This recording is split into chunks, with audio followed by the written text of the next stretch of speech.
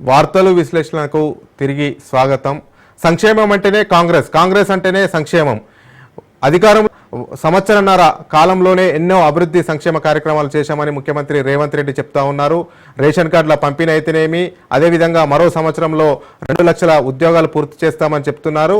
అదేవిధంగా మహిళలకు ఉచిత ప్రయాణము, ఎన్నో సంక్షేమ కార్యక్రమాలు చేశాం, ఇంకా 10 సంవత్సరాలు కూడా కాంగ్రెస్ అధికారంలో ఉంటుందని కూడా రేవంత్ రెడ్డి ధీమా వ్యక్తం చేస్తున్నారు. ఇదే అంశంపైన మాట్లాడడానికి మనతో బీఆర్ఎస్ నేత లక్ష్మీ నరసింహారెడ్డి గారు ఉన్నారు. అదేవిధంగా బీజేపీ నేత ఈవి రమేష్ గారు ఉన్నారు.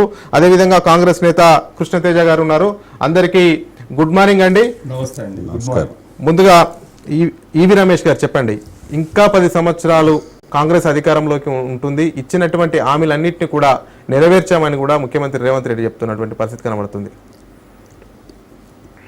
కంబైన్డ్ తెలుగు రాష్ట్రాల్లోనే కాకుండా ఈ తెలంగాణ వచ్చిన తర్వాత కానివ్వండి, లేకపోతే తెలుగు రాష్ట్రం ఏర్పడ్డ తర్వాత ఏ ప్రభుత్వానికి రానంత వ్యతిరేకత ఇంత స్వల్పకాలంలో రేవంత్ రెడ్డి గారి ప్రభుత్వం మీద వ్యతిరేకత వచ్చిందనేది సామాన్య ప్రజల్లోకి వెళ్తే తెలుస్తుంది. ఇంకా డబ్బాలు పెట్టుకుంటూ 10 సంవత్సరాలు ఉంటాం కదా, 10 సంవత్సరాలు కదా, ఈ 5 సంవత్సరాలు అద్దె మీద బతుకుతా ఉంది ఈ ప్రభుత్వం. వాళ్ళ కేంద్ర పార్టీకి ప్రతి నెల అద్దె చెల్లించి అద్దె చెల్లింపుపై అద్దె దుకాణాన్ని ఓపెన్ చేసుకొని తెలంగాణలో నడుపుతున్నటువంటి ప్రభుత్వం ఇంకా డాంబికాలు వలకడం అనేది చాలా హాస్యాస్పదం. సంక్షేమాలు అన్నీ మోసాలే. ఆ రోజున నరేంద్ర మోడీ గారు గాడిద గుడ్డు ఇచ్చారని చెప్పేసి ఒక గాడిద గుడ్డు పెడుతుందో లేదో ఎవరికి తెలియదు, ఆయన గుడ్డు పెట్టుకొని రాష్ట్రం మొత్తం తిరిగింది మనం అందరం చూసాం. ఈయన మరి 6 గుడ్లు పట్టుకొని వాళ్ళు ఎక్కడ తిరగాలనేది ఈయన ప్రత్యేకంగా చెప్పాలి. గుడ్లు పట్టుకొని తిరగాలి. 420 ప్రభుత్వం 420 హామీలు ఇచ్చింది. ఇది 420 ప్రభుత్వం అని చెప్పేసి ఖచ్చితంగా చెప్తాను. 10 సంవత్సరాలు కాదు, ఈ 5 సంవత్సరాలు మీరు సక్రమంగా చేయండి. స్థానిక సంస్థల ఎన్నికలు వస్తున్నాయి. ఈ స్థానిక సంస్థల ఎన్నికల్లో ప్రజలు మీకు ఖచ్చితంగా బుద్ధి చెప్పే పరిస్థితి ఉందని చెప్పేసి భారతీయ జనతా పార్టీ పూర్తిగా రాష్ట్రంలో అల్లుకొని పోతా ఉంది. ప్రతి చోట కింది స్థాయి వరకు కూడా సామాన్యులు కూడా చెప్తా ఉన్నారు. ఇవాళ భారతీయ జనతా పార్టీ రాబోయే రోజుల్లో అధికారంలోకి రాబోతుంది. నెక్స్ట్ వచ్చేది భారతీయ జనతా పార్టీ. బీఆర్ఎస్ని చూశారు, కాంగ్రెస్ని చూశారు, ఇక బీజేపీ వస్తేనే అవినీతి లేని పాలన ఈ రాష్ట్రంలో జరుగుతుంది. ఈ రాష్ట్ర అభివృద్ధి కావాలంటే బీజేపీ రావాల్సిందేనని చెప్పేసి ప్రజలు అనుకుంటా ఉన్నారు. మీకు 10 సంవత్సరాలు కాదు, 5 సంవత్సరాలు మీరు కంప్లీట్ చేసుకోవడానికి మీకు చాలా సమస్యలు ఉన్నాయి. ఏమంటారు లక్ష్మీ నరసింహారెడ్డి గారు? 10 సంవత్సరాలు రేవంత్ రెడ్డి కాంగ్రెస్ ప్రభుత్వమే ఉంటుందని కూడా రేవంత్ రెడ్డి స్పష్టం చేశారు. ఇచ్చినటువంటి హామీలను ఒక్కొక్కటిగా నెరవేరుస్తున్నాము. ఇంకా రానున్న రోజుల్లో ఇంకో 6 నెలల లోపు, అంటే 2 సంవత్సరాలు పూర్తవుతుంది, ఆ 2 సంవత్సరాల లోపే 2 లక్షల ఉద్యోగాలు ఇస్తామంటున్నాడు. ఈరోజు అంటే ఏదైతే ముఖ్యమంత్రి గారు తుంగతుర్తిలో నిన్న బహిరంగ సభలో మాట్లాడారో, మరి ఆ బహిరంగ సభలో మాట్లాడిన తీరు చూస్తుంటే అసలు ఏ ఆలోచనతోటి మాట్లాడారు, ఎందుకు మాట్లాడారో ఈరోజు మాకు కానీ అదేవిధంగా తెలంగాణ ప్రజానీకానికి మొత్తం ఎవరికి కూడా అర్థమయ్యేటువంటి పరిస్థితి లేదు. ఎందుకంటే ఈ రాష్ట్రంలో 2010 ఏదైతే 23 ఎన్నికలు జరిగినాయో, ఆ ఎన్నికలు జరిగినప్పుడు అనేకమైనటువంటి హామీలు ఇచ్చి, అమలు కాని హామీలు, ఆచరణకు సాధ్యం కానటువంటి హామీలు ఇచ్చి, దాదాపు ఒక 420 హామీలు ఇచ్చి, డిక్లరేషన్లు అని చెప్పి, 6 గ్యారంటీలు అని చెప్పి, ఇట్లా ఎన్నో అబద్ధపు మాటలు చెప్పి ప్రజలను మోసం చేసి ప్రజలను నమ్మించి ఓట్లు వేయించుకొని 100 రోజులలో మేము హామీలను అమలు చేస్తామని చెప్పి అలా 600 రోజులు అవుతుంది. ఈ 600 రోజులలో మీరు ఏమేమి హామీలు అమలు చేసిరో ఒక్కసారి మీరు చర్చకు రారి, పబ్లిక్ లో పోదాం. పబ్లిక్ లో పోయి చర్చ పెడితే తెలుస్తుంది కదా మీరు ఏమి ఇచ్చిరు, ఎంతమందికి ఇచ్చిరు, ఎవరెవరికి ఇచ్చిరు, నిరుపేదలకు ఇచ్చిరా, పైసలున్నోనికి ఇచ్చిరా, ఎవరికి ఇచ్చిరా అనేది అర్థమవుతుంది కదా. ఇలా మహాలక్ష్మి పథకం కింద 2500 ఇస్తామన్నారు ఆడపడుచులకు. ఏమైంది, ఎక్కడ పోయింది, ఏం మర్చిపోయిరా మీరు? 100 రోజులలో ఇస్తామన్నారు, ఇలా 600 రోజులు అవుతుంది. మహిళలకు 2500 ఇస్తామన్నారు, మర్చిపోయారు. ఫ్రీ బస్సు పెట్టినామని చెప్పి నిన్న ముఖ్యమంత్రి గారు చెప్పారు. 2014 నుంచి 2023 వరకు బీఆర్ఎస్ ప్రభుత్వం ఏదైతే పరిపాలన చేసిందో అప్పుడు ఎన్ని బస్సులు ఉన్నాయో ఇవాళ కూడా గన్నే బస్సులు ఉన్నాయి. ఇవాళ ఫ్రీ బస్సు పెట్టి నువ్వేమైనా కొత్త బస్సులు తెచ్చింది ఉందా? ఏమన్నా మౌలిక వసతులు బస్సులలో మీరు ఏమైనా కల్పించిరా? ఇవాళ బస్ స్టాప్లలో చూస్తుంటే పాపము స్కూల్ పిల్లలు ఆ స్కూల్ వదిలే టైంకు చూస్తూ ఉంటే బస్సుల కొరత ఎంత స్పష్టంగా కనిపిస్తుందో ఈ రాష్ట్రంలో ఒక్కసారి మనందరం కూడా చూడాల్సినటువంటి ఆవశ్యకత ఎంతైనా ఉన్నది. అదే విధంగా 500 రూపాయల సిలిండర్ ఇస్తామని చెప్పారు. ఎంతమందికి సిలిండర్ ఇచ్చిరండి? ఎంతమందికి సిలిండర్లు ఇచ్చారు? 500 రూపాయలకు ఒక్కసారి మనం ఆలోచన చేయాలి. రైతు భరోసా ఇస్తామన్నారు, 15,000 రూపాయలు రైతు భరోసా మేము అమలు చేస్తామన్నారు. 3 సార్లు ఇచ్చేది ఉంటే 2 సార్లు ఎగబెట్టి మన ఒక్కసారి 12,000 రూపాయలు లెక్కన 6,000 ఎకరకు ఇచ్చినటువంటి సందర్భం చూసిరు. మరి 2 సార్లు ఎందుకు ఎగబెట్టిరు మీరు? 2 సార్లు కూడా ఇచ్చినట్టు అలా పరిస్థితి వేరే తిరుగుంటుండే. రైతు భరోసా రాక రైతులు రోడ్లు ఎక్కినటువంటి పరిస్థితి, ధర్నాలు చేసినటువంటి పరిస్థితి, యూరియా కొరత ఉంది. ఎక్కడ చూసినా ప్రజలు పాపం ఏమి చేయలేనటువంటి పరిస్థితులలో అంటే ఇక మెడకు చుట్టుకున్నాము, 2 ఏళ్ళు అయిపోయింది, ఇక అట్లో ఇట్లో కాలం గడిపితే 3 ఏళ్ళు కాలం గడిపితే మళ్ళా మనకు మంచి రోజులు వస్తాయి. ఈ కేసీఆర్ గారే ముఖ్యమంత్రి అవుతారు, ఈ తెలంగాణకు శ్రీరామ రక్ష కేసీఆర్ అని చెప్పి ప్రజలు స్పష్టమైనటువంటి అవగాహనతోటి ఆలోచనతోటి ఉన్నటువంటి సందర్భం ఈ రోజు తెలంగాణలో కనిపిస్తున్నది. ఓకే, కృష్ణతేజ గారు చెప్పండి. ఓవైపు అద్దె దుకాణం నడుపుకుంటున్నారని బీజేపీ విమర్శలు చేస్తుంది, అదేవిధంగా బీఆర్ఎస్ ఏమో 100 రోజుల్లోనే హామీలు నిలబెట్టుకుంటామని చెప్తున్నారు. కానీ సంవత్సరాలు అయింది, ఇంతవరకు ఇచ్చినటువంటి హామీలు నిలబెట్టుకోలేదు. ఏదో కొన్ని హామీలు నిలబెట్టుకున్నట్టు చేసి పూర్తిగా ఏదో చేశామని చెప్తున్నారు. 5 సంవత్సరాలు ఉండే కష్టమని అటు బీఆర్ఎస్ అటు బీజేపీ అభిప్రాయపడుతుంది. దీనిపై మీ కామెంట్ ఏంటి? రాజారెడ్డి గారు, ఎవరు ఏమన్నా ప్రజలే మన నిర్ణయితారండి. ఇప్పుడు మేము ఇచ్చిన గ్యారంటీలు ఓకే, ప్లస్ మేము ఇచ్చిన హామీలు, ఇవాళ జరుగుతున్న పని ఒకసారి బేరే చేసుకుని చర్చకు రమ్మని మన అపోజిషన్ లీడర్ ని అనేక సందర్భాల్లో మనం పిలుస్తున్నాం ఫ్లోర్ ఆఫ్ ది హౌస్ కి. ఇప్పుడు కూడా మన ముఖ్యమంత్రి గారు లేటెస్ట్ గా మన బంకచర్ల ఇష్యూ వచ్చినప్పుడు చెప్పడం జరిగింది, హౌస్ కి రమ్మనంటే చర్చిద్దాం, మీ మైకులు కూడా కట్ చేయం, అవసరం ఉంటే మేమే 20 ఫార్మ్ హౌస్ కి వస్తామని. Point number 1. కానీ దాని నుంచి స్పందన ఉండదు.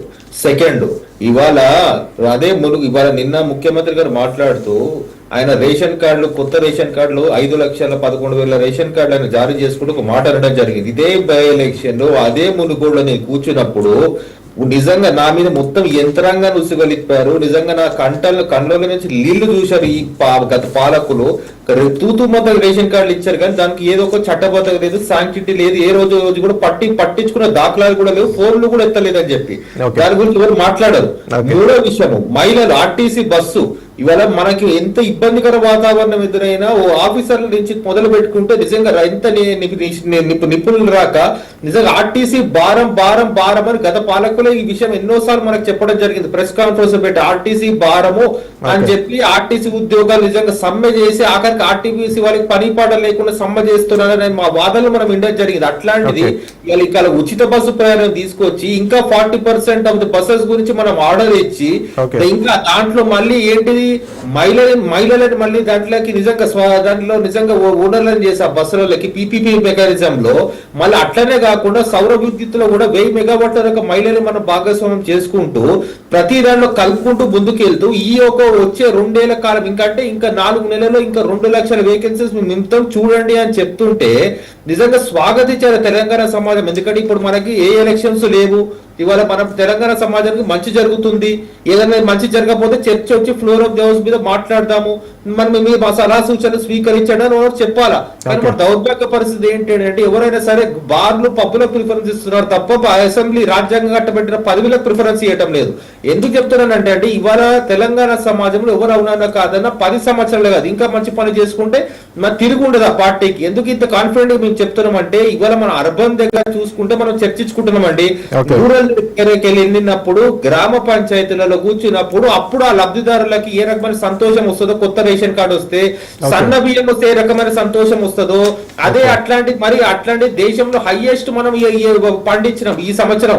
మనం దానికి గురించి ఏ రకమైన వాళ్ళ సంతోషం ఉంటుందో, అట్లనే 500 బోనస్ ఇస్తే వాటికి ఏ రకమైన సంతోషం ఉంటుందో రైతుల దగ్గర, అట్లనే మహిళా నిజంగా సహాయక బృందాలు ఏ రకమైన సంతోషం ఉంటుందో ఇవన్నీ అక్కడ గ్రౌండ్ రియాలిటీలో తెలుస్తుందండి. ఎందుకంటే మీరు ఒకటి గమనించాలా, ఇవాళ కాళేశ్వరం నాటి గుద్దిబండ మన రాష్ట్రంలో ఉన్న రాష్ట్రాలను అప్పురపాలు చేసిన ఫస్ట్ నుంచి 18 కాలాల నుంచి మేము చెప్పుకుంటూ వస్తాం, నెలల నుంచి తెలంగాణ సమాజంలో వీళ్ళు గత పాలకులు చేసింది ఇదే. కానీ కొత్తలో అందరూ ఏమనుకున్నారంటే ఏదో కాంగ్రెస్ పార్టీ రాజకీయం గురించి వాడుతుంది అని చెప్పి మేము ఒక ప్లాన్ ప్రకారం చెప్పుకుంటూ వచ్చాం. ఏంటని రాష్ట్ర పరిస్థితి ఇది, దీనికి అనుకూలంగా మేము ఫంక్షన్ కావాలా, దానికి అనుకూలంగా ముందు పోవాలని అది మెల్ల ఈ 18 నెలల తర్వాత ప్రజల్లో కొంచెం సానుకూలం ఏర్పడుతుంది కాంగ్రెస్ పార్టీ తరఫున. ప్రజల్లో నిజంగా మంచి వాతావరణం, ఎందుకంటే గ్రౌండ్ రియాలిటీకి అనుకూలంగా పనిచేస్తున్నారు, హామీలు నెరవేరుస్తున్నారు, టైం బౌండ్ మెకానిజం పెట్టుకుని అందుబాటులో ఉంటున్నారని.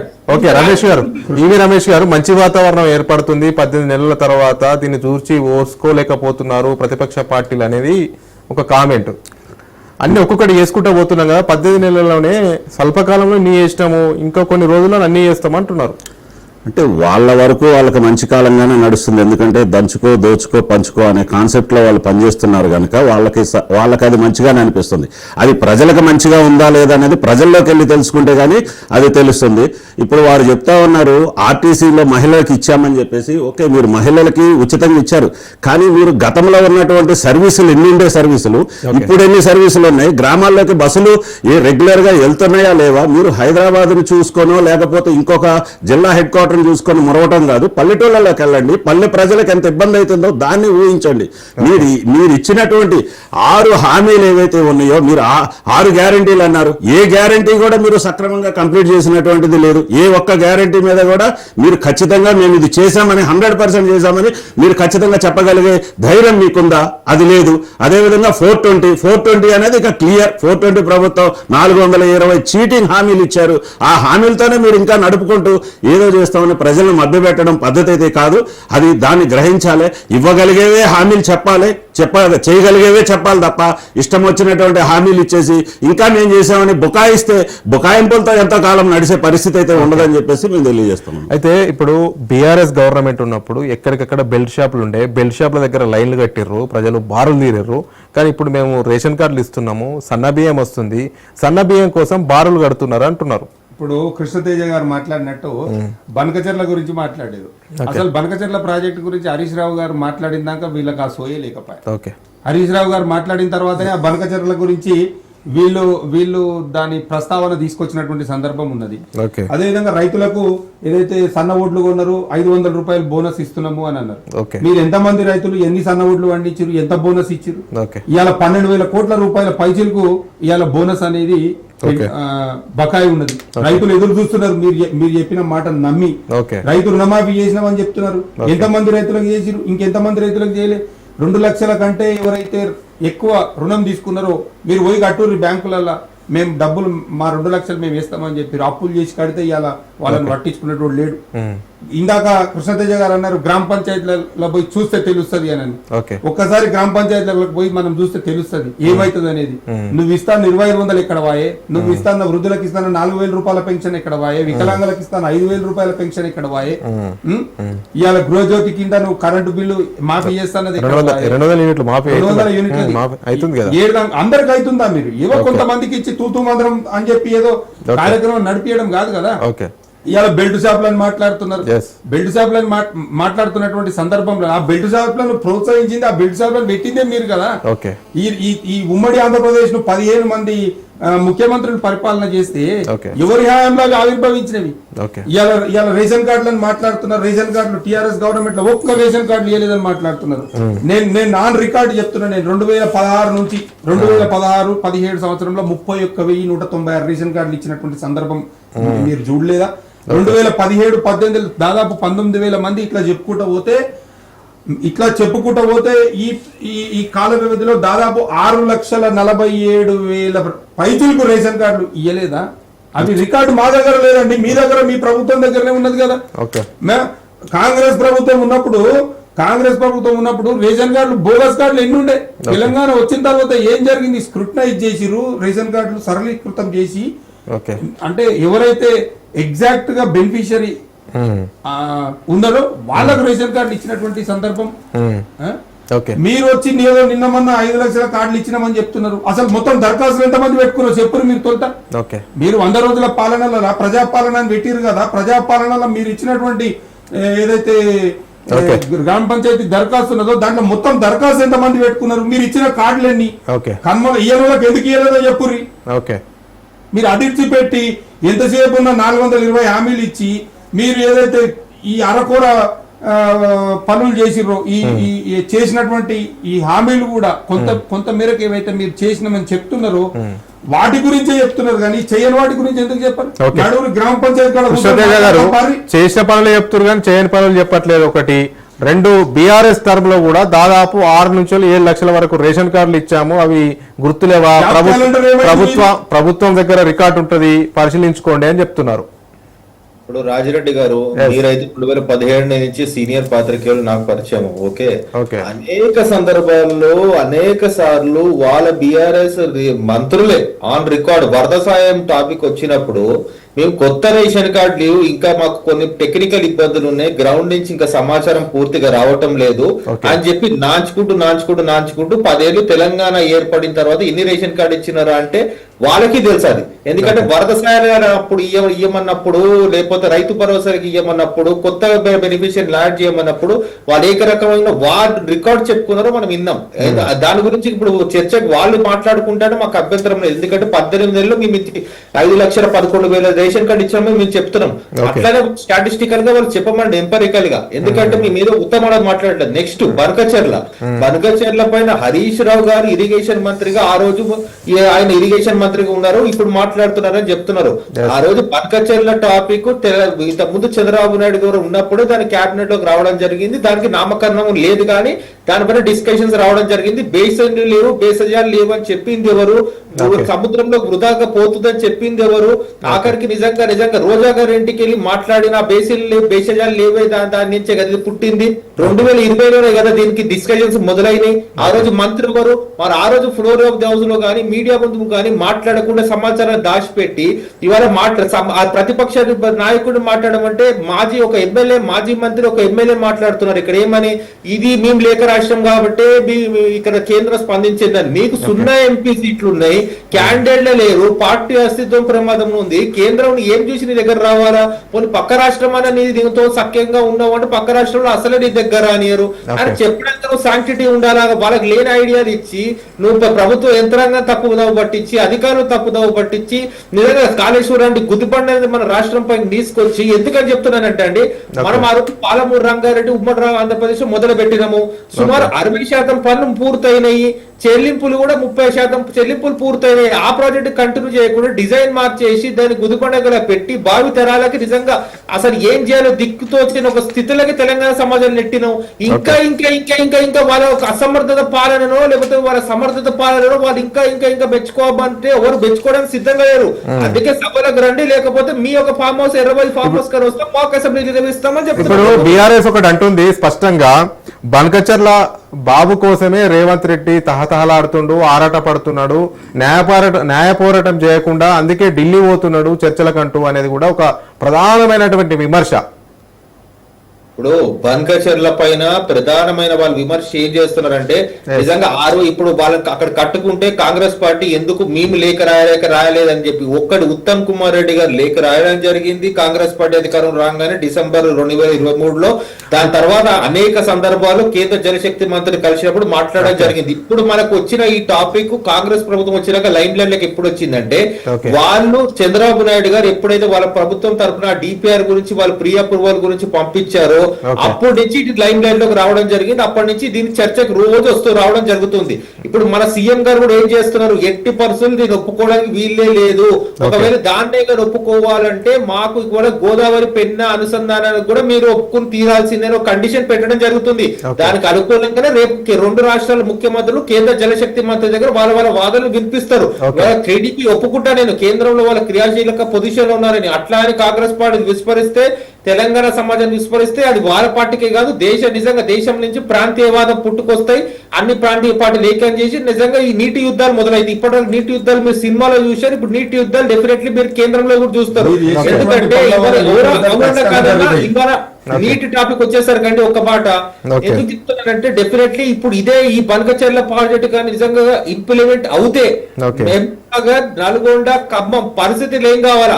ఆ సీతారామ ప్రాజెక్టు పైన 10,000 కోట్లు మనం ఖర్చు పెట్టాం. అంటే వీళ్ళు ప్రధానంగా అనేది న్యాయ పోరాటం చేయకుండా, ప్రధానంగా అనేది ఏంటంటే న్యాయ పోరాటం చేయకుండా చంద్రబాబు నాయుడుతో కూర్చుండి చర్చలేంటి అనేది వీళ్ళ ప్రధానంగా విమర్శలు. అది చాలా మంచి పాయింట్. ఇప్పుడు వాళ్ళు అన్న పాయింట్ ఎందుకంటున్నానంటే, వాళ్ళు తెలిసినారో తెలియకన్నారో మన మాజీ ముఖ్యమంత్రి గారు న్యాయ పోరాటం చేయమని అక్కడ ట్రిబ్యునల్ ముందు వెళ్ళాలి. ఎవరైనా డైరెక్ట్ కోర్టులకు ఉండదు. ట్రిబ్యునల్ వెళ్ళాలన్నా వెళ్ళలే ముఖ్యమంత్రి, మన మాజీ ముఖ్యమంత్రి ఆయన చేసిన పనుల వల్లే కదా కృష్ణాలో మనం నీళ్లు వాటర్ కోల్పోవాల్సి వచ్చింది. ఇవాళ గోదావరి ట్రిబ్యునల్ పైన ఆయన వాదనలు వినిపించలేక, ఆయన అటెండెన్స్ లేక ఆ రోజు వాళ్ళు ఏ రకమైన బనకచెర్ల పైన వాళ్ళు అబ్జెక్షన్ చెప్పడం పోరబట్టే కదా ఇవాళ అపెక్స్ కౌన్సిల్ దగ్గర వెళ్ళింది. అది ఆ అపెక్స్ కౌన్సిల్ దగ్గర ఇవాళ మా ముఖ్యమంత్రి గారు కూర్చుని జనవరి ఎవరండి ఒక ఇరిగేషన్ శాఖ మంత్రిగా మా ఉత్తమ్ కుమార్ రెడ్డి గారు ప్రతిసారి గోదావరి ఈ యొక్క బనకచెర్ల పైన వచ్చినప్పుడు డెఫినెట్లీ వెళ్ళి కూర్చుంటున్నారు రోజంతా. ఎవరు కూర్చుంటారండి. ఎందుకంటే ప్రజల తరపు నిలబడుతున్నాం. ఆ ఒక ప్రాంతాల నుంచి వాళ్ళు రిప్రజెంటేటివ్స్ ఉన్నారు కాబట్టి వెళ్తున్నారు. ఎందుకు చెప్తున్నారంటే రాజిరెడ్డి గారు, ఇది పొలిటికల్ కాదు, ఇది చాలా సెన్సిటివ్ సబ్జెక్ట్. ప్రభుత్వం ఉండొచ్చు కానీ ప్రాంతాలు ఎడారిగా మారుతాయి ఇంప్లిమెంట్ అయితే. ఓకే, ఈవి రమేష్ గారు ఏమంటారు అంటే పెద్దన్న పాత్ర పోషించాలి కేంద్రము, తర్వాత జల వివాదాలను పరిష్కరించాలి, లేని పక్షంలో నీటి యుద్ధాలే జరుగుతాయి, అది తెలంగాణ నుంచే మొదలవుతుంది అనేది కాంగ్రెస్ అభిప్రాయం. ఖచ్చితంగా ఈ దేశంలో వాజ్పేయి గారి ప్రభుత్వం వచ్చినప్పుడే ఆ రోజే ఏదైతే స్వర్ణ చతుర్భుజి అని చెప్పేసి దేశం మొత్తం రహదారుల వ్యవస్థను ఏర్పాటు చేసినట్లుగానే దేశం మొత్తం కూడా నదులు అనుసంధానం చేసే ఒక ప్రక్రియను కూడా ఆ రోజే స్టార్ట్ అయింది ఆ క్రియ. స్టార్ట్ అయినప్పుడే ప్రతిదీ కూడా మా దగ్గర పూర్తి సాంకేతికతతోనే కేంద్ర ప్రభుత్వం అనేది నిర్ణయం తీసుకుంటుంది తప్ప వీళ్ళు రాజకీయం కోసము, రాజకీయ మనుగడ కోసం ఈ రెండు పార్టీలు చేసే ఇక్కడ రాజకీయ ఆట ఏదైతే ఉందో దీన్ని ఏదో కేంద్ర ప్రభుత్వం చూస్తూ వీళ్ళని ఎంటర్టైన్ చేస్తుంది అనేది పొరపాటు. తెలంగాణకు అన్యాయం జరిగే విషయంలో ఎట్టి పరిస్థితుల్లో కూడా కేంద్ర ప్రభుత్వం నిర్ణయం తీసుకోదు. దాంట్లో బనకచర్ల కానివ్వండి, ఇంకో చర్ల కానీ పేరు లేదనే పెట్టచ్చు. నదుల అనుసంధానం అనే క్రియ ఏదైతే ఉందో అది ఈ దేశంలో జరగాలి అనేది యొక్క కేంద్ర ప్రభుత్వం యొక్క ఆలోచన. దాంట్లో పూర్తిగా ఎవరికి ఎటువంటి అన్యాయం జరగకుండా ఈ యొక్క కార్యక్రమం అనేది జరగడంలో భారతీయ జనతా పార్టీ ప్రభుత్వం కానీ మోడీ గారి ప్రభుత్వం క్లియర్ గా ఉంటుందనేది మేము ఖచ్చితంగా చెప్పగలం. అంటే ఇప్పటికే బీజేపీ మీద కూడా విమర్శలు ఉన్నాయి. 2 కేంద్ర మంత్రులు ఉన్నారు, 8 మంది ఎంపీలు ఉన్నారు, కానీ రాష్ట్ర ప్రయోజనాల కోసం కేంద్రం పైన ఒత్తిడి తేవట్లేదు అనేది అటు బీఆర్ఎస్ విమర్శలు చేస్తుంది, ఇటు కాంగ్రెస్ విమర్శలు చేస్తుంది. వీళ్ళిద్దరు విమర్శలు చేయడానికి వాళ్ళిద్దరు విమర్శలు ఒకరి మీద ఒకరు చేసుకుని ఈ రాష్ట్రంలో మనుగడ కోసం చేస్తున్నటువంటి విమర్శలే తప్ప దాంట్లో ఖచ్చితత్వం ఎంత ఉందనే దాన్ని అసలు బయటకు తీసి ప్రజలకు తెలియజేస్తున్నారా? ఏ పార్టీ అయినా సరే తెలియజేయట్లేదు.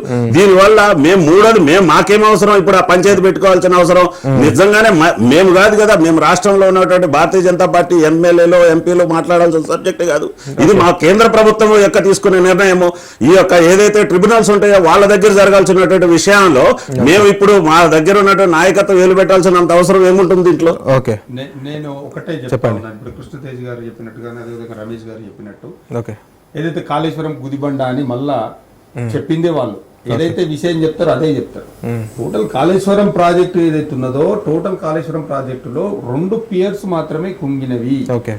దాన్ని పట్టుకొని మొత్తం ప్రాజెక్టు మొత్తం ఇప్పుడు ముఖ్యమంత్రి రేవంత్ రెడ్డి కూడా అంటుండు కదా, కాంగ్రెస్ పెట్టిన ప్రాజెక్టుల పైన కాళేశ్వరం ప్రాజెక్టు పైన బహిరంగ చర్చకు సిద్ధము, ఏవి దృఢంగా ఉన్నాయి, ఏవి గట్టిగా ఉన్నాయి అనేది చూద్దాము, పటిష్టంగా ఉన్నాయి కాంగ్రెస్ పార్టీ పెట్టిన ప్రాజెక్టులు అనేది వాళ్ళ వర్షన్. చర్చకు సిద్ధమే, దాంట్లో ఎలాంటి ఏమి అది లేదు.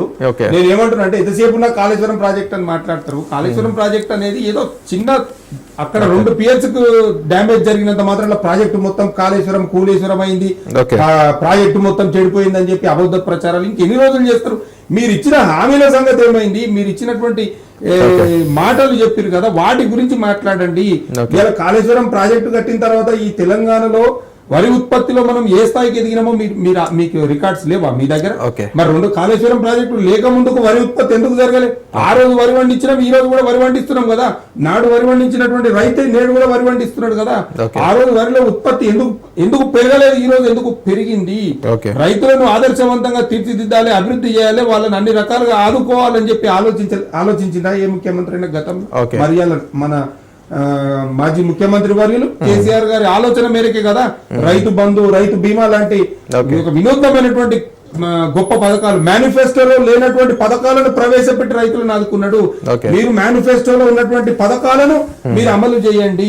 నిన్న ముఖ్యమంత్రి గారు ఒక విషయం చెప్పారు. నేను ఎన్నికల సందర్భంలో వచ్చినా 6 గంటలు లేట్ వచ్చినా 6 గంటలు లేట్ వస్తే కూడా సెల్ ఫోన్ లో లైట్ పెట్టి ఈడ మీటింగ్ పెట్టినామని చెప్పి చెప్పడం జరిగింది. మరి ఆ ముఖ్యమంత్రి గారికి ఆ విషయం గుర్తున్నది. కానీ మరి ఎందుకు మేనిఫెస్టో 42 పేజీల మేనిఫెస్టోను ముద్రించి ప్రజలను మోసం చేసిరు? మరి దాంట్లో ఉన్నటువంటి అంశాలను ఎందుకు మీరు ప్రస్తావిస్తలేరు? మేము ఈ హామీలు ఇచ్చినాము, ఇన్ని హామీలు ఇచ్చినాము, ఇన్ని హామీలు ఇస్తే ఈ హామీలలో మేము ఇవి ఇచ్చినాము, ఇంకా కన్మ హామీలు మేము ఇస్తామని ఎందుకు చెప్పలే? ఇలా తెలంగాణ వ్యాప్తంగా గురుకులాలలో చూస్తే 93 మంది విద్యార్థులు చచ్చిపోయారు. వాళ్ళ గురించి పట్టించుకునేటువంటి దిక్కు లేదు. కానీ వీళ్ళు ఎంతసేపు ఉన్న కాళేశ్వరము, బంకచర్ల ఇవేనా మాట్లాడేది? కృష్ణతేజ గారు, కాళేశ్వరం ప్రాజెక్టు వల్లనే రైతులు ఎక్కువగా పంట పండించారు, ఉత్పత్తి ఎక్కువైంది అనేది ఒకటి. రెండోది ఏంటి అంటే వృద్ధులకు పెన్షన్లు ఏమైనాయి 4000, తర్వాత వికలాంగులకు 5000 పెన్షన్లు ఏమైనాయి, తర్వాత నిరుద్యోగులకు ఇచ్చినటువంటి హామీలు ఏమైనాయి, విద్యార్థులకు ఇచ్చినటువంటి హామీలు ఏమైనాయి, ఇవన్నీ చెప్పట్లేదు. కేవలం ఏదో కొన్ని పథకాలు అమలు చేశారు వాటి గురించే చెప్తున్నారు. కానీ మరి అమలు చేయనటువంటి పథకాల గురించి ఎందుకు ఆలోచన చేయట్లేదు, ఎందుకు చెప్పట్లేదు అనేది కూడా వీళ్ళ ప్రధానంగా విమర్శలు. 100 రోజుల లోపలనే కాంగ్రెస్ ఇచ్చినటువంటి హామీలు నెరవేరుస్తారని చెప్పింది కాంగ్రెస్ ప్రభుత్వమే కదా, ఎందుకు చేయలేకపోతుందని అడుగుతున్నారు. ఇప్పుడు రాజిరెడ్డి గారు ఫస్ట్ పాయింట్ ఇక్కడ రావాల్సింది ఏంటిదంటే కాళేశ్వరం మీద మాట్లాడారు ఇందాక పెద్దలు. ఇవాళ కాళేశ్వరంలో మేడిగడ్డ బ్యారేజ్ కుంగింది, అందులో 2 పిల్లర్లు కుంగినాయి. ఇప్పుడు మనం ఒకటి గమనించాలి, కాళేశ్వరం ప్రాజెక్టు మేడిగడ్డ నుంచి అన్నారంకి లిఫ్ట్ చేస్తాం, అన్నారం నుంచి సుందిళ్ళకి లిఫ్ట్ చేస్తాం, అట్లా సోర్సే మేడిగడ్డ. మేడిగడ్డ బ్యారేజ్ కుంగినప్పుడు దానికి దాన్ని ఎట్లా వాడుకుంటాం కాళేశ్వరం, అందుకే కాళేశ్వరం వాడ కూడా పక్కన పెట్టడం జరిగింది. కన్నెపల్లి నుంచి కూడా 2 ఒక్క నిమిషం, కన్నెపల్లి నుంచి కూడా రోజు 2 TMCలు వృధాగా పోతున్నాయి, అవి లిఫ్ట్ చేయొచ్చు, మోటార్ లాంచ్ చేయాలనేది కూడా ప్రధానంగా వీళ్ళ డిమాండ్ కన్నెపల్లి నుంచి. డెఫినెట్లీ ఇప్పుడు మన నేషనల్ డ్యామ్ సేఫ్టీ అథారిటీ వచ్చినప్పుడు కూడా ఇది నిజంగా వీళ్ళు చెప్పిన డిపిఆర్ ఒకటి, ఇక్కడ కట్టింది ఒకటి, ఓకే. ఇప్పుడు మేడిగడ్డలో 2 పిల్లర్లు ఇక్కడ కుంగిరే, దీని రిపేర్ కి ఇంత ఎస్టిమేషన్ అవుతుంది, కాకపోతే కొన్ని ప్రికాషనరీ మెజర్ చేయాలని ఒక డీటెయిల్ రిపోర్ట్ పబ్లిక్ డొమైన్ లో కూడా ఉంది, చూసుకోవచ్చు. సో నేను ఎందుకు చెప్తున్నా, సోర్స్ మేడిగడ్డ నుంచి లిఫ్ట్ చేస్తేనే మిగతా అన్నారం సుందిలో అట్లా వెళ్తా ఉంటది ఆ వాటర్ కాళేశ్వరంలో. ఆ సోర్సే మన దెబ్బతిన్నప్పుడు ఆ కాళేశ్వరం ఎట్లా వాడుకుంటామో ఇంకా మన విజ్ఞతకు వదిలేస్తాను. ఒక point. Second point, Kaleshwaram project లేకుండానే ఇవాళ తెలంగాణ సమాజంలో 2,85,000 మెట్రిక్ టన్ల ధాన్యం ఉత్పత్తి చేసాం, అంటే దేశంలోనే నెంబర్ 1 రికార్డు స్థాయిలో మనం ఉన్నాం. Second point. థర్డ్ పాయింట్ మీరు అడిగింది, మనం కేవలం కాళేశ్వరం నీటి గురించే మాట్లాడుతున్నారు, ఉద్యోగుల గురించి మాట్లాడటం లేదు, నిరుద్యోగుల గురించి మాట్లాడటం లేదు. నిరుద్యోగుల గురించి ఏం చెప్పినారు మా రేవంత్ అన్న, 2 లక్షల ఉద్యోగాలు ఈ ఇంకా 4 నెలలు అంటే 2 సంవత్సరాలు అయ్యే లోపల ఇస్తానన్నారు. డెఫినెట్లీ దానికి అనుకూలంగా స్టాండ్ ఇప్పుడు కూడా చెప్తున్నా నేను. ఆ 4 నెలల తర్వాత మీరు నన్ను తీసుకుని ఇదే మాట్లాడి 2 లక్షల ఉద్యోగాలు ఇవ్వని అప్పుడు చెప్తాం. సెకండ్, ఇంకా నిరుద్యోగులకు ఈ రోజు చూడండి మీరు, వాళ్ళకి వాళ్ళ డిమాండ్ కూడా ఉద్యోగ సంఘాల్లో కూడా ప్రతిదీ వాళ్ళ డిమాండ్ వాళ్ళకి అనుకూలంగా తీసుకుంటున్నాం, ముందుకెళ్తున్నాం. ఎందుకంటే మన వైద్యం, ఓకే, వైద్యంలో కూడా చూడండి ఎక్కడ కూడా మన ప్రొఫెసర్ల కొరత లేకుండా వాళ్ళకు జూనియర్ డాక్టర్లు సమస్యలు తీర్చుకుంటూ ప్రతి వాళ్ళని కన్సెన్సస్ చేసుకుంటూ వాళ్ళ పిఆర్స్ ఎక్కడెక్కడ అడ్జస్ట్ చేయాలో చేసుకుంటూ ఉన్న బడ్జెట్లు ముందుకెళ్తున్నాం. ఇదొక అది విద్య పైన మీరు చూడండి, ఇందాక గురుకులాల పైన టాపిక్ వచ్చింది. ఇంత ముందు ఇచ్చిన ఆ ఒక డిస్ట్రిబ్యూషన్ ఏదైతే టెండరింగ్ ప్రక్రియ మొత్తం రివాంప్ చేసి ఆఫీసర్ మొత్తం ట్రాన్స్ఫర్ చేసి మొత్తం ముఖ్యమంత్రి గారు స్వయాన ఎవ్రీ వీక్ ఒక స్పెసిఫిక్ డే అలకేట్ చేస్తున్నది గురుకుల పాఠశాలలో. మళ్ళీ రిపీట్ కావద్దు, టెండరింగ్ ప్రక్రియ గానీ నాణ్యత గానీ అక్కడ వచ్చే విద్యార్థులకు ఏ రకమైన కాంప్రమైజ్ ఉండకూడదని ఇది మా కాంగ్రెస్ పార్టీ గురించి. చివరికి ఒకటే మాట అండి, మీరు అడిగిన మాట, ఏం మాట, ఇప్పుడు కాంగ్రెస్ పార్టీ వచ్చి ఇన్ని రోజులు అయ్యింది, 100 రోజులలో అన్ని ఇంప్లిమెంట్ చేస్తారు, ఇంకెన్ని రోజులు ఇంప్లిమెంట్ చేస్తారని 5 సంవత్సరాల్లో ఏదైతే మేము చెప్పినామో, ఏ ఒక్క హామీలు ఇచ్చినామో, ఏ ఒక్క వాగ్దానాలు చేసినామో ప్రతిదీ నెరవేర్చే మేము వెళ్తాం. అంటే 100 రోజులు డెడ్ లైన్ పెట్టారు అంటున్నారు. ఇప్పుడు లోకల్ బాడీ ఎలక్షన్స్ రాబోతున్నాయి తెలంగాణ సమాజంలోకి. లోకల్ బాడీ ఎలక్షన్స్ నిశ్చయిస్తాయి ఏ పార్టీ పవర్ ఎంత. జూబ్లీ హిల్స్ బై ఎలక్షన్ నిశ్చయిస్తుంది ఏ పార్టీ పవర్ ఎంత. ప్రజలంటే వాళ్ళే కదా, వాళ్ళ దగ్గరికి కదా మనం వెళ్ళాల్సింది.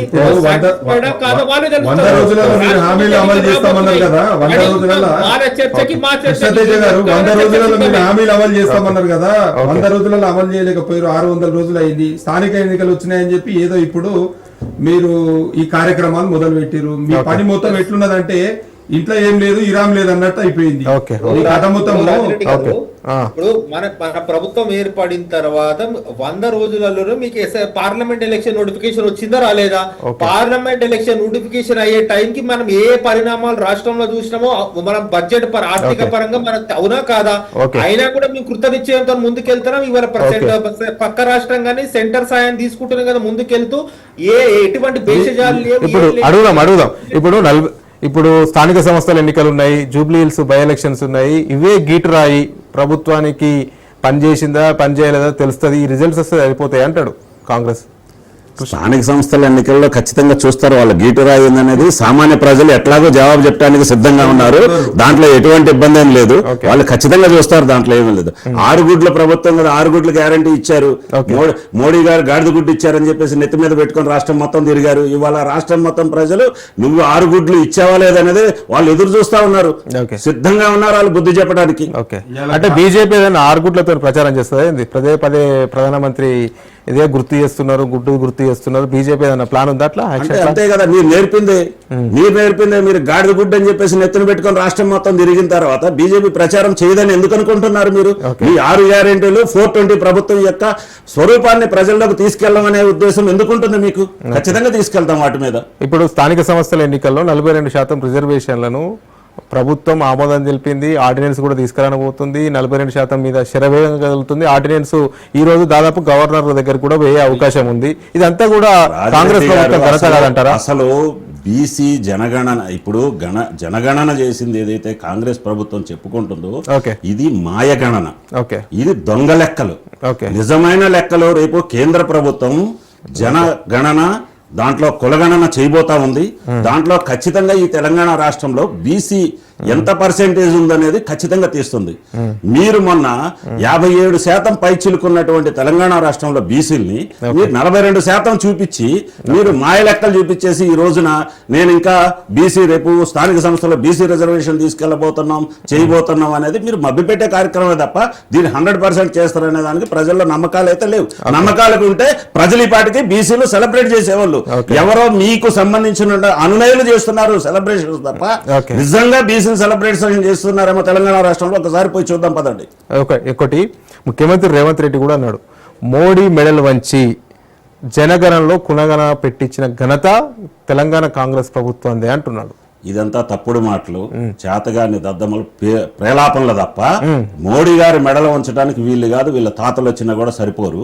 అనవసరమైనటువంటి ప్రగల్భాలు, ఉత్తర కుమార ప్రగల్భాలు బలకటం అనేది కొంచెం స్థాయి చూసుకొని మాట్లాడితే మంచిదని చెప్పేసి కాంగ్రెస్ ఫోర్స్ వల్లనే ప్రపంచంలోనే అత్యంత గొప్ప నాయకుడిగా ఎదిగినటువంటి మోడీ గారి మీద దుష్ప్రచారాలు అదేవిధంగా దుర్భాషలాడే మీ యొక్క పరిస్థితి ఏందో మీరు ఒక్కసారి. అంటే కాంగ్రెస్ ఒత్తిడి వల్లనే కులగణన మోడీ ప్రభుత్వం చేపడుతుంది అనేది వాళ్ళ ప్రధాన విమర్శ. అట్లా ఏం లేదండి. ఆల్రెడీ బీహార్ లో కూడా ఈ కులగణన జరిగింది. కులగణన కాంగ్రెస్ కంటే ముందే బీహార్ లో కులగణన జరిగింది. ఎన్డీఏ ప్రభుత్వమే అక్కడ ఉంది. అక్కడే ముందే కులగణన జరిగింది. ఇది కాంగ్రెస్ ప్రభుత్వానికి వచ్చినటువంటిది కాదు. వీళ్ళు కేవలం ఇక్కడ మనుగడ కోసం చేస్తున్నటువంటి డ్రామా తప్ప దీంట్లో నిజంగా ఎంతవరకు ఉంటుందని రాబోయే రోజుల్లో వాళ్ళే చూపిస్తారు. సమయం చెప్తే 100 రోజుల్లో మీ గ్యారెంటీలు కంప్లీట్ చేస్తామన్నారు.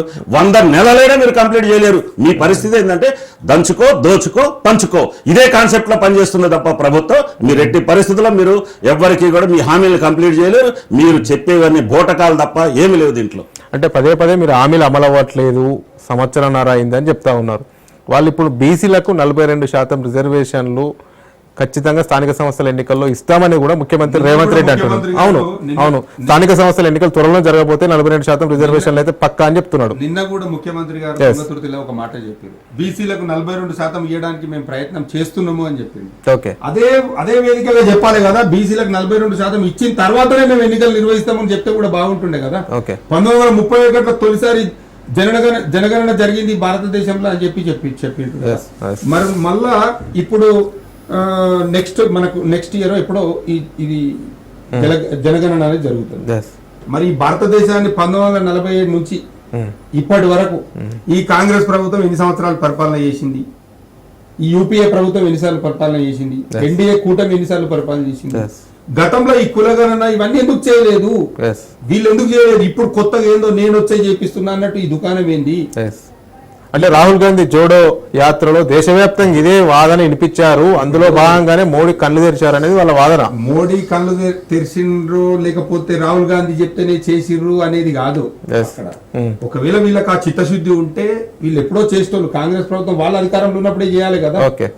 ఇప్పుడు వీళ్ళకు ఆట దాకా మంది మీద ఏడిస్తే ఇప్పుడు 15 మంది ముఖ్యమంత్రులు పరిపాలన చేసిరు ఈ ఉమ్మడి ఆంధ్రప్రదేశ్ కాంగ్రెస్ పార్టీ వాళ్ళు. ఆయన లేకుండేనా? ఆయన తెలియదు, ఆయన మర్చిపోయినారు. ఇప్పుడు మీరు తాజా మాజీ సర్పంచ్ల ఫోరం రాష్ట్ర అధ్యక్షుడు, ఇప్పుడు 42% రిజర్వేషన్ అమలు చేస్తాము ఇస్తామంటే మీరే ఎందుకు నమ్ముతలేరు? ఇస్తామని చెప్తున్నారు కదా వాళ్ళు. దానికి చట్టబద్ధత లేదు కదా. మీరు చేసేటువంటి కార్యక్రమం ఏమైతున్నదో ఇవాళ 120-130 సంవత్సరాల అనుభవం ఉన్నటువంటి పార్టీ అని చెప్పి చెప్తుంటారు. మీరు అంత అనుభవం ఉన్నప్పుడు మరి మీకు ఎందుకు వస్తలేదు? అది ఎట్లా చేయాలి? 42% రిజర్వేషన్ ఏ రకంగా చేస్తే మనం ముందుకు పోతామని చెప్పి మీరు హామీ ఇచ్చేటప్పుడు మీకు తెలియదా? ఓకే, మీరు హామీ ఇస్త్రీ మోసం చేస్త్రీ ఇవాళ అమలు అయితే లేదు. దాని కోర్టుకు ఎవరు పోతే వాళ్ళని ఓన్ ఇవ్వద్దని అంటారు, లేకపోతే గవర్నర్ వెంబడి ఆమోదం తెలపాలంటారు, లేకపోతే దాన్ని పార్టీ పరంగా ఇస్తామని ఒక ఆయన చెప్తాడు. దాని మీద ఏ రకమైనటువంటి స్పష్టమైనటువంటి హామీ మీలో లేదు. మీరేం చేస్తున్నారో మీకు అర్థమైతే లేదు. ఇలా బీసీలకు కార్పొరేషన్ ఏర్పాటు చేసి సంవత్సరానికి 20,000 కోట్ల రూపాయలు ఇస్తాము, 5 ఏళ్ళకి 1,00,000 కోట్లు ఇస్తాము అన్నారు. మరి 92 ఏళ్ళది ఎక్కడ 40,000 కోట్లు ఎక్కడ? ఫీజు రియంబర్స్మెంట్ ఎక్కడ? యువతకు ఉపాధి కల్పన ఎక్కడ? రాజీవ్ యువ వికాసం ఎక్కడ? చదువుకునే వాళ్ళ చిత్తశుద్ధి లేదు. 42% ఆర్డినెన్స్ ఇస్తారా? ఇక చూస్తాం మళ్ళీ అవకాశం పెడితే మళ్ళీ కూర్చొని మాట్లాడతాం కదా. వాళ్ళు చేసేది వాళ్ళు ఉన్నది ఏంటి, చేసేది ఏంటి, అయ్యేది ఏంటి, ఇది అంత ఎట్లున్నదంటే తెలంగాణ రాష్ట్రంలో మొత్తంలో వీళ్ళ పరిపాలన ఎట్లున్నదంటే ఇప్పుడు అన్ను పోసి అంబలి కాసినట్టుంటది. కృష్ణతేజ గారు, లక్ష్మీనరసింహారెడ్డి గారు తాజా మాజీ సర్పంచ్ల ఫోరం రాష్ట్ర అధ్యక్షుడు, ఆయన కూడా విశ్వసించట్లేదు 42% రిజర్వేషన్లు అమలు అవుతాయంటే విశ్వసించట్లేదు. ఎక్కడ కూడా చట్టబద్ధత లేదు, ఇది అమలు అయ్యేది గ్యారంటీ లేదు. అసలు అమలు అవుతుందా అమలు కాదా అనేది కూడా కాంగ్రెస్ ప్రభుత్వానికి క్లారిటీ లేదు. ఒకసారి 42% అమలు చేస్తామని చెప్తారు, ఒకసారి కాకపోతే పార్టీ పరంగా అమలు చేస్తామని చెప్తారు. ఏదో ఒక వర్షన్ తీసుకొని ముందుకు పోవాలి కదా, ఎందుకు స్ట్రాంగ్ నిర్ణయం తీసుకోలేకపోతుంది అనేది కూడా వాదన, విమర్శలు. ఏం చెప్తారు దీనికి? అయ్యా రాజారెడ్డి గారు, అయ్యా ఆయన అట్లా అనుకోవడంలో నిజంగా తప్పు లేదు, కానీ కొన్ని గ్రౌండ్ రియాలిటీ చెప్పాలి. ఇక్కడ ఏంటి, ముఖ్యమంత్రి గారు ఈ బీసీ రిజర్వేషన్ ఎజెండా ఎత్తుకున్నప్పుడు ముఖ్యమంత్రిగా అయిన తర్వాత రేవంత్ అన్న ఆయన లీగల్ ఎక్స్పర్ట్స్ పిలవడం జరిగింది. అసలు తమిళనాడులో 67% రిజర్వేషన్ పెంచినాం, మనకెందుకు ఇక్కడ మిగతా రాష్ట్రాలు పెంచుతుంది, ఎందుకు సుప్రీంకోర్టులో అభ్యంతరాలు వ్యక్తం అవుతున్నాయని ఆయన గణమిత్తడం అడగడం జరిగింది. అప్పుడు లీగల్ ఎక్స్పర్ట్ చెప్పిన విషయం ఏంటిది, మండాల్ కేసు అంటే 67% తమిళనాడు పెంచిన ఆ కేసు ఏదైతే ఉందో మండాల్ కేసు అంటారు. మండాల్ కేసు 1992లో కానివ్వండి, మన మహారాష్ట్రలో మరాఠాలకు రిజర్వేషన్ పెంచినప్పుడు సుప్రీంకోర్టు కొట్టేసిన కేసు. రెండు దాంట్లో జడ్జిమెంట్ లో కూడా సుప్రీంకోర్టు చాలా కేటగారికల్ చెప్పింది ఏంటిదంటే, ఎన్యూమరేషన్ ఆఫ్ డేటా చేసుకుని మీరు క్యాస్ట్ సెన్సస్ చేస్తే మాకు ఎటువంటి అభ్యంతరం లేదు, కానీ మీరు ప్రీ డేటాతో ఎన్యూమరేషన్ చేసి దానికి అనుకూలంగా ముందుకు వెళ్తేనే అది ఫండమెంటల్ రైట్స్ అంటే ప్రాథమిక హక్కుల ఉల్లంఘన కిందకు వస్తుందని చెప్పడం జరిగింది. సో దానికి అనుకూలంగానే గత ప్రభుత్వం కూడా క్యాస్ట్ సెన్సస్ చేసింది, ఎన్బీసీ కార్పొరేషన్ పెట్టింది, కానీ ఆ క్యాస్ట్ సెన్సస్ ఎక్కడ కూడా పబ్లిక్ డొమైన్ లేదు. మేము క్యాస్ట్ సెన్సస్ చేపట్టినప్పుడు మాకు కూడా చాలా అభ్యంతరాలు కోర్టు నుంచి ఎదురైనాయి. మీరు ఈ సెక్షన్స్ తీసుకురాయండి అని చెప్పి వాళ్ళు రిట్లు కోర్టులో వేసుకుని, పిల్స్ కోర్టులో వేసుకుని వాళ్ళు మా దగ్గర రావడం జరిగింది. మేము 2 సార్లు కాదు 3 సార్లు సవరించుకున్నాం.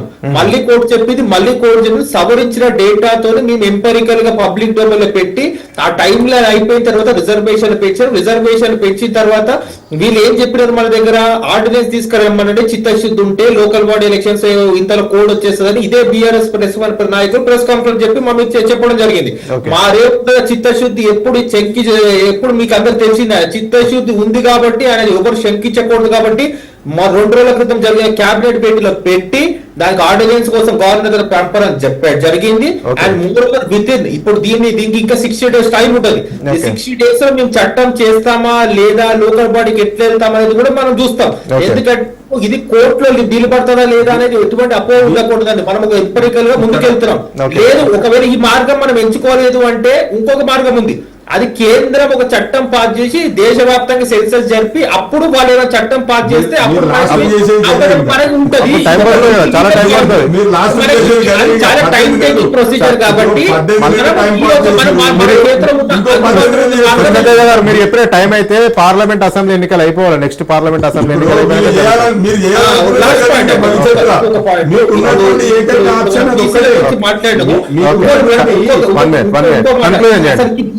ఈ యొక్క బీసీ రిజర్వేషన్ నిజంగా ఇప్పుడే ఎందుకు ఇంత క్యాస్ట్ సెన్సస్ పైన ఇంత చర్చ జరుగుతుంది, గత పాలకుల టైం ఎందుకు జరగటం లేదంటే, మన దౌర్భాగ్య పరిస్థితి ఏంటిదంటే మన పాపులేషన్ సెన్సస్ 2011 తర్వాత ఇవాళ దాకా పాపులేషన్ సెన్సస్ మన దేశవ్యాప్తంగా ఎంత జనాభా ఉందంటే ఎవరో చెప్పలేదు.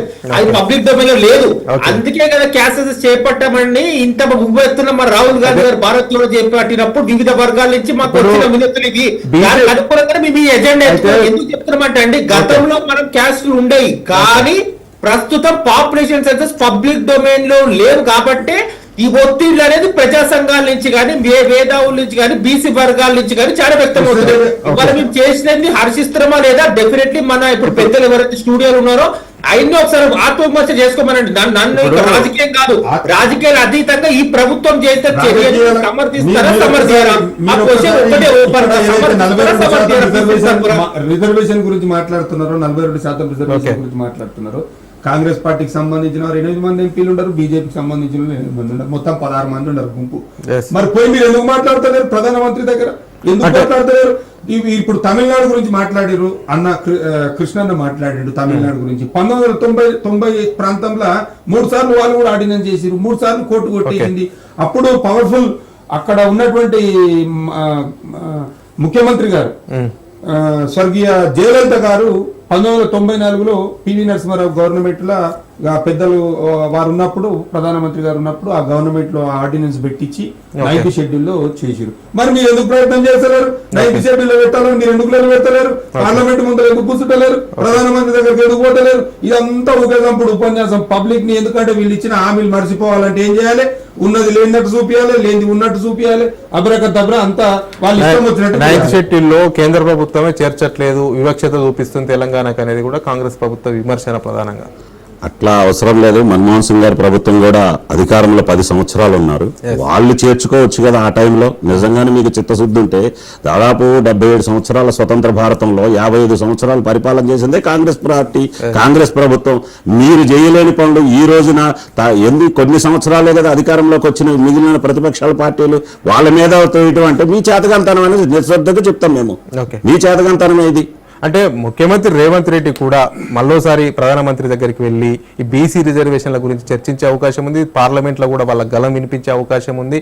కేంద్రాన్ని ఇరుకున పెడతామనేది కూడా ముఖ్యమంత్రి రేవంత్ రెడ్డి ప్లాన్ గా కనబడతా ఉంది. రాజరెడ్డి గారు, కేంద్రాన్ని ఇరుకుని పెట్టేదాకా కేంద్రం అట్లాంటి పరిస్థితి మోడీ గారు తీసుకునే పరిస్థితి ఎప్పుడు ఉండదు. మోడీ గారు ముందు చూపుతోనే పరిపాలన సాగిస్తా ఉన్నారు. ఖచ్చితంగా ఇక్కడ సాంకేతికతంగా గానీ న్యాయపరంగా గానీ చేయాల్సినటువంటి ప్రక్రియ ఏదైతే ఉంటుందో ఆ ప్రక్రియ ప్రకారము జనగణన, కులగణన, రిజర్వేషన్లు, వ్యవహారము ఇదంతా కూడా దేశం మొత్తాన్ని దృష్టిలో పెట్టుకొని చేస్తుంది. ఒక్క తెలంగాణను దృష్టిలో పెట్టుకోనో రేవంత్ రెడ్డి గారిని దృష్టిలో పెట్టుకోనో చేయటం అనేది జరగదు. దేశం మొత్తాన్ని దృష్టిలో పెట్టుకొని చేస్తుంది. ఈరోజు రాజిరెడ్డి గారు మీ ద్వారా నేను ఒకటి చెప్పాలి. ఎంత ధైర్యమైనటువంటి పరిస్థితి ఉన్నదో అన్న, ఒక్క నిమిషం, ఎంత దయనీయమైన పరిస్థితి ఉన్నదో. వీళ్ళు ఇచ్చిన హామీలను పక్కకు పెట్టి పబ్లిక్ ఊర్లలో పోతే హామీలు అడుక్కుంటా ఎంబడి పడతారు, తరిమి కొట్టే పరిస్థితి ఉందని భావించి రోజుకు ఒక కొత్త రకమైనటువంటి డైవర్షన్ పాలిటిక్స్ తోటి ముందలుకుంటున్నారు. అరే గ్రామ పంచాయతీలలో మేము సర్పంచ్లం ఉన్నప్పుడు పని చేసినాం, బిల్లులు అని చెప్తే బిల్లులు ఇచ్చేది లేదు, మమ్మల్ని పట్టించుకునేది లేదు. లాస్ట్ కు దాంట్లో పంచాయతీ కార్యదర్శులను టెంపరీగా పెట్టుకున్నారు. 11,000 రూపాయలు ఎంతో శాలరీ ఇచ్చి 6 నుంచి 7 నెలల కాలం అవుతుందండి పాపం వాళ్ళకి జీతాలు రాక. గ్రామ పంచాయతీలో బ్లీచింగ్ పౌడర్ పోసేటోడు లేడు, ఇంత జాడి కట్టలు కొనుక్కొచ్చేటోడు లేడు. అంత దౌర్భాగ్య పరిస్థితి ఉంది. ఇవాళ మొత్తం తెలంగాణ మేమే చేసినాము, మొత్తం తెలంగాణ మా వాళ్ళని మారిపోయిందని చెప్పి 18 నెలలు చెప్పుకుంటున్నారు. 2014 తెలంగాణ రాక ముందుకు మన తెలంగాణ పరిస్థితి ఎట్లా ఉండే, తెలంగాణ వచ్చిన తర్వాత మన పరిస్థితి ఎట్లా అయింది, మా తెలంగాణ రాక ముందుకు వలసలు ఎందుకు పోయిర్రు, తెలంగాణ వచ్చిన తర్వాత తిరిగి మళ్ళీ మన సొంత ఊరికి ఎందుకు వచ్చిర్రు, వీళ్ళు ఏదో మంచి పనులకు వచ్చిర్రా. మొత్తం రాష్ట్రాన్ని అంతకు ముందుకు ఉమ్మడి పాలకుల చేతిలో పెట్టి ఉమ్మడి పాలకుల వాళ్ళ మోసపోయి మన తెలంగాణ ప్రజలను మొత్తం మోసం చేసినటువంటి ఘనత వీళ్ళది, కాంగ్రెస్ పార్టీ. అంటే ఇప్పుడు వాళ్ళు సుప్రీంకోర్టు గైడ్ లైన్స్ ప్రకారమే మేము కులగణన చేశాము, సుప్రీంకోర్టు గైడ్ లైన్స్ ప్రకారమే జనాభా ప్రాతిపదికన రిజర్వేషన్లు పెంచుకోవచ్చు, ఆ రకంగానే ముందుకెళ్తున్నాము, ఎందుకు అబ్జెక్షన్, మేము చిత్తశుద్ధి లేదు ఉంటేనే కదా ఈ రకంగా పోయేది, లేకపోతే ఎందుకు పోతాము అనేది కూడా కాంగ్రెస్ ప్రశ్న. అదే విధంగా ఉంటే చట్టబద్ధత చేయొచ్చు కదా, దాన్ని వీళ్ళే చట్టబద్ధత చేయించవచ్చు కదా సార్. అంటే ఇప్పుడు స్పష్టత ఉన్నప్పుడు అంత చట్టబద్ధత ప్రకారంగా పోవాలని అనుకుంటున్నారు. క్లారిటీ ప్లాట్ఫామ్ అనేది ఏంటి, ఇలా 130 ఏళ్ళ ఏ ప్లాట్ఫామ్ మీద అనేది వాళ్ళకు క్లారిటీ లేదు. కృష్ణదేవి గారు చెప్పండి. రాజిరెడ్డి గారు ఒక చిన్న పాయింట్ చెప్పండి. ఇప్పుడు మన రేవంత్ అన్న ఇప్పుడు ఈ రోజు బీసీ రిజర్వేషన్ పెంచడం జరిగింది. ఎస్, అందరు అంటున్నారు ఏంటంటే కేంద్రం దగ్గర కలవమని కలుస్తారు, కానీ మన దగ్గర ఒక బృహత్తమైన వెపన్ ఉంది. ఏంటంటే రాష్ట్ర ప్రభుత్వాలకి ఏ రాష్ట్రమైనా సరే ఆర్డినెన్స్ ఇష్యూ చేసినాం, 60 days దాన్ని చట్టం చేయాలి, లేకపోతే మళ్ళీ ఆర్డినెన్స్ రూపంలో కంటిన్యూ చేయొచ్చు. అట్లా ఇది ఎందుకు చెప్తున్నామంటే కేంద్రం కూడా ఒక స్టాండ్ తీసుకుంది. ఏమని మేము కూడా క్యాష్ ఎన్యూమరేషన్ చేస్తాము, క్యాష్ ఎన్యూమరేషన్ చేసి మేము కూడా రిజర్వేషన్ పెంచుతాము, వాళ్ళు కూడా స్టాండ్ తీసుకున్నారు.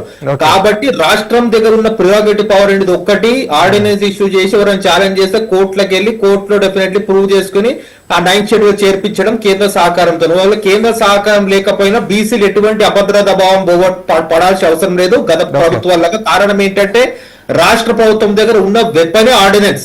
ఏ రాష్ట్ర ప్రభుత్వం దగ్గరైనా మీకు ఆర్డినెన్స్ 60 days లో వాళ్ళు ఒకవేళ క్యాబ్ మనం చట్టంగా చేయలేకపోతే మళ్ళీ 60 days కి దాన్ని మళ్ళీ పెంచుకోవచ్చు. కాబట్టి ఆర్డినెన్స్ ఎన్నిసార్లు క్యాపిటల్ రెజల్యూషన్ దానికి అనుకూలం ముందుకెళ్ళచ్చు. చెప్తున్నానంటన్నా ఎక్కడ కూడా మా ఒక రేవంత్ అనే చిత్తశుద్ధిని బీసీలు గాని బడుగు బలిన వర్గాల దగ్గర శంకించే అవసరం లేదు. 1959 ఏదైతే పంచాయతీరాజ్ వ్యవస్థ ఏర్పాటైందో అప్పటి నుండి 2023 వరకు ఎన్నో ప్రభుత్వాలు వచ్చినాయి, ఎన్నో ప్రభుత్వాలు పోయినాయి, ఎంతో మంది ముఖ్యమంత్రులు అయ్యారు, పోయిర్రు. ఈ రాష్ట్రంలో టైం అయిపోయింది. వార్త కనీసం వీళ్ళు సర్పంచ్ ఎన్నికలు నిర్వహించండి అని చెప్పి మేము పోయి కోర్టు ఎక్కిందాక వీళ్ళకి సోయి లేకపోయా. ఓకే, వార్తలు విశ్లేషణలో పాల్గొన్నటువంటి బీఆర్ఎస్ నేత లక్ష్మీ నరసింహారెడ్డి గారికి, అదేవిధంగా బీజేపీ నేత ఈవీ రమేష్ గారికి, కాంగ్రెస్ నేత కృష్ణతేజ గారికి ధన్యవాదాలు. చూస్తూనే ఉండండి రాజ్ న్యూస్.